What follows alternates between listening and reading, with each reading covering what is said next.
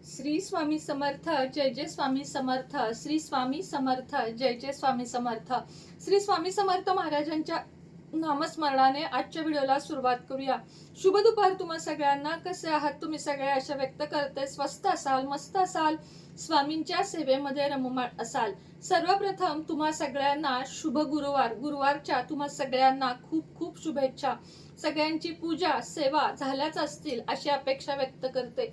आणि हो, व्हिडिओला सुरुवात करण्याआधी एक सूचना, कळकळीची विनंती म्हणा किंवा सूचना म्हणा, तुम्ही विनंतीच म्हणू शकता, कारण सूचना देण्या इतकी मी मोठी कुणी नाही.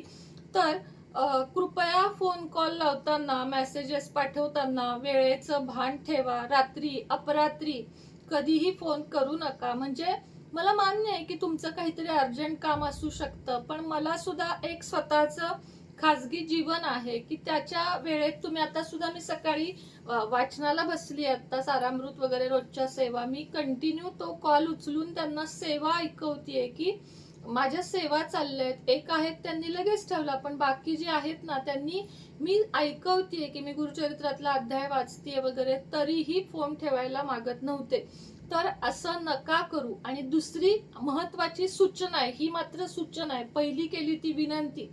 परवा दिवशी रात्री साधारण 12:30 वाजता एक मला व्हॉट्सअपला मेसेज येतो. मी ओपन करून बघते तर संपूर्ण रक्तानं भरलेले 2 चेहरे होते. तो मुलगा होता, कदाचित असेल 20-1 वर्षाचा किंवा कमी जास्त, मला माहिती नाही. पण हृदयाचे ठोके चुकले माझे.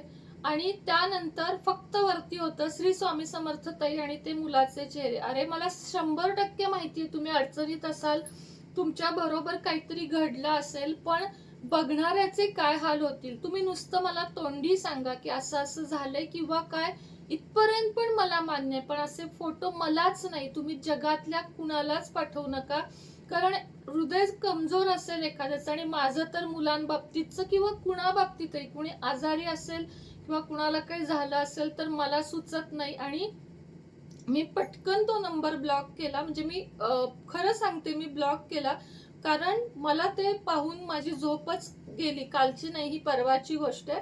म्हणून सांगते की विनंती करते, तुम्ही मेसेज करा. अगदीच जर इमर्जन्सी असेल तर तुम्ही मेसेज करा, मी पाहून तुम्हाला उत्तर नक्की देईन. पण असे विचित्र विचित्र फोटोज वगैरे मला कृपया पाठवू नका. तर चला, थोडासा तुमचा 1-2 मिनिटं वेळ घेतला, पण व्हिडिओद्वारेच मी तुम्हाला सांगू शकते, म्हणून समजून घ्या. सर्व मंगल मांगल्ये शिवे सर्वार्थ साधिके शरण्ये त्र्यंबके गौरी नारायणी नमोस्तुते. उद्या आहे श्रावणी शुक्रवार. श्रावणी शुक्रवार हा खूप जास्त महत्वाचा आहे. मी नेहमीच सांगते की प्रत्येक वार महत्वाचा आहे, पण श्रावणी शुक्रवार, गुरुवार, सोमवार हे खूप महत्वाचे आहेत. उद्या आपल्याला जिवंतिकेची म्हणजे जीवतीची पूजा नक्की करायची आहे. तुम्ही बघत असाल माझ्या मागे, म्हणजे मी देवघरात श्रावण महिन्यात संपूर्ण तो फोटो ठेवते, त्याची पूजा करते आणि नंतर तो लाल कपड्यामध्ये बांधून तो ठेवून देत असते. तर चला, आता आपण काय करूया, उद्याचे उपाय आणि सेवा बघूया. पटपट तुम्हाला मी उपाय सांगते. सगळ्यात आधी सेवा सांगते की उद्या पुरणांचे दिवे अवश्य करा. 5च पुरणांचे दिवे करा, जास्त नाही. आणि त्यानं तुम्ही तुमच्या मुलांना संध्याकाळच्या वेळेमध्ये ओवाळा. पुरणांच्या दिव्यामध्ये तूप घालावे, फुलवात घालावी आणि फुटाण्याचा दूध, साखर, केशर ह्याचा नैवेद्य लक्ष्मीला दाखवावा, जिवंतिकेला दाखवावा. आणि त्यानंतर ते जे आपण देवांना दिवे ओवाळतो, इतर वेळेस तुपाच्या दिव्यांनी मुलांना ओवाळलेलं किंवा माणसांना ओवाळलेलं चालत नाही, पण एक शुक्रवारच असा आहे ज्या दिवशी हे तुपाचे आणि पुरणांचे दिवे आपल्या मुलांना ओवाळण्यासाठी चालतात. तर उद्या किंवा पुढच्या शुक्रवारी किंवा त्याच्या पुढच्या शुक्रवारी, आपल्या हातात 4 ते 5, आता 5वा आलाय का नाही मी अजून पाहिलेलं नाही, पण श्रावणी शुक्रवारी एका तरी घरामध्ये पुरण घालावे, एक सवाष्ण जेवायला बोलवावी आणि त्यानंतर तिचा आदर सत्कार करून आपल्या मुलांना देखील ओवाळावे. यामुळे आता ओवाळणं, औक्षण ह्याचं महत्व काय आहे हिंदू संस्कृतीमध्ये, तर ओवाळल्यामुळे आयुष्य वाढते, मुलं दीर्घायुष्य होतात. त्यांच्या आयुष्यामध्ये प्रकाशमय वातावरण निर्माण होते. असं थोडक्यात मी तुम्हाला त्याचं महत्त्व सांगितलं. नंतर हे जे पुरणाचे दिवे आहेत त्यातली वात काढून घ्यावी आणि ते गाईला किंवा वाहत्या पाण्यामध्ये विसर्जन करावे. तर हे झालं उद्याचं मुलांसाठी ओवाळणं. त्यानंतर सेवा सगळ्या तुम्हाला माहिती आहेत की श्री सूक्त, व्यंकटेश स्तोत्र, महालक्ष्मी अष्टकम हे सर्व म्हणायचं आहे.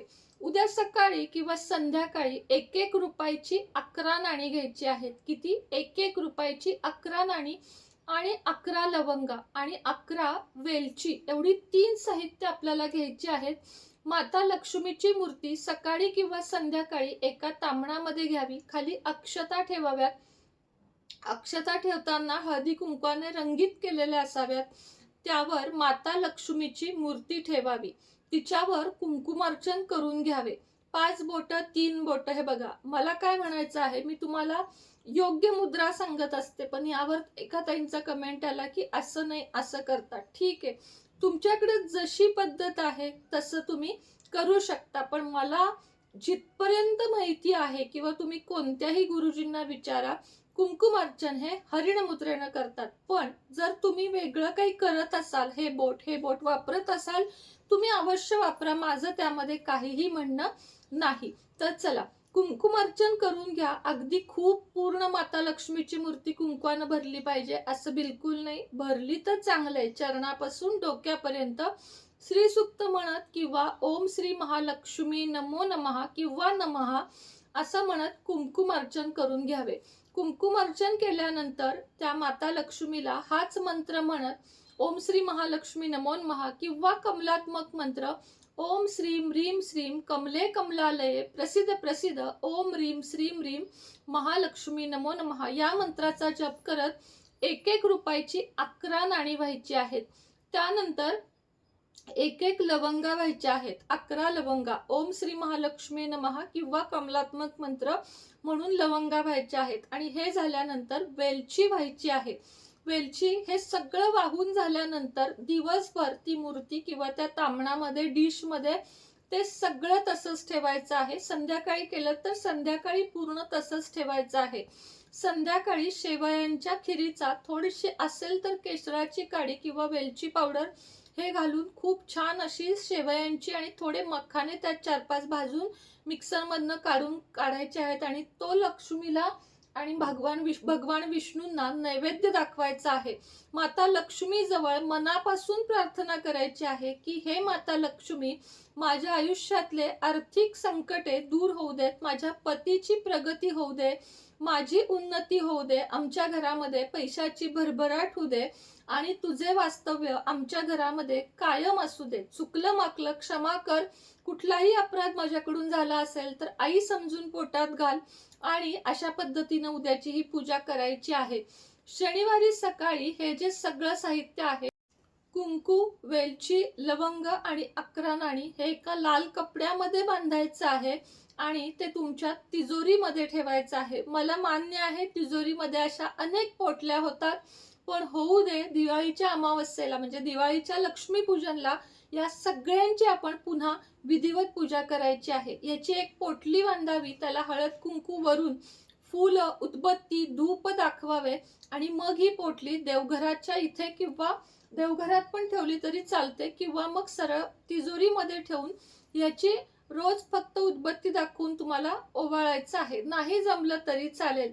यामुळे तुमच्या घरामध्ये आर्थिक भरभराट होऊन उन्नती होते. खास श्रावणी शुक्रवारचा हा उपाय तुम्ही जर करून बघाल तर तुमच्या लक्षात येईल की याचे फायदे किती अमाप आहेत.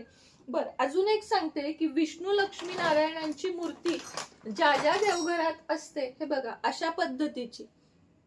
या मूर्तीचं विशेष म्हणजे भगवान विष्णू नारायणांचे माता लक्ष्मी पाय दाबत आहे आणि अशी मूर्ती एकत्रित असणे. शेषनाग हा त्यांचा कायमच असतो, म्हणजे हा नाग घरात ठेवण्याला हरकत नसते. शिवपिंडीवर नाग कधी नसावा, तर हे यांचं वाहनच आहे, म्हणजे ह्याच्यावरच हे कायम असतात. तर ही जी मूर्ती आहे ती सिद्ध करून अभिमंत्रित करून बघा, भरीव आहे ही मूर्ती तुम्हाला हवी असेल तर ह्याच्यावर दक्षिणावर्ती शंखाने तुम्ही रोज अभिषेक केलात तर तुमची दिवस रात्र प्रगती होईल, हा शब्द मी तुम्हाला देते.